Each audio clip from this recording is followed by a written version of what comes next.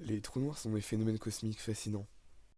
S'ils ont été théorisés par Einstein en 1915, qui les pensait impossibles, c'est Karl Schwarzschild qui a prouvé leur existence, alors qu'il combattait sur le front de la Première Guerre mondiale, la même année, pour mourir de ses blessures, l'année qui suivra, en 1916. Ils sont partout, des systèmes solaires au centre galactique, et se trouvent de toute taille, d'un atome à plusieurs milliards de fois la taille de notre Soleil. Mais comment apparaissent-ils? Simplement, quand une étoile de grande masse atteint une masse critique de fer, elle s'effondrera sur elle-même dans une implosion, car elle est trop grosse pour supporter sa propre masse. On ne comprend pas trop ce qu'il se passe à ce moment-là, mais après cette implosion, un trou noir apparaît. Mais qu'est-ce qu'un trou noir, au fond?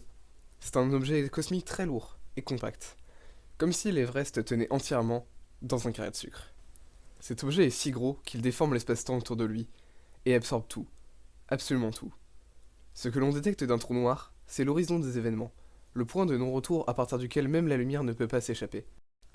Autour de cet horizon se forme un disque d'accrétion, un anneau de matière et de lumière qui orbite le trou noir mais qui ne sera pas absorbé immédiatement, grâce auquel on peut voir le trou noir. Son garde-manger quoi. Si vous veniez à tomber dans l'horizon des événements, vous verriez le reste de l'univers avancer très vite, comme en avance rapide sur une télévision. Sauf que vous mourriez des radiations avant, et sinon, vous seriez écrasé par la gravité. Dommage.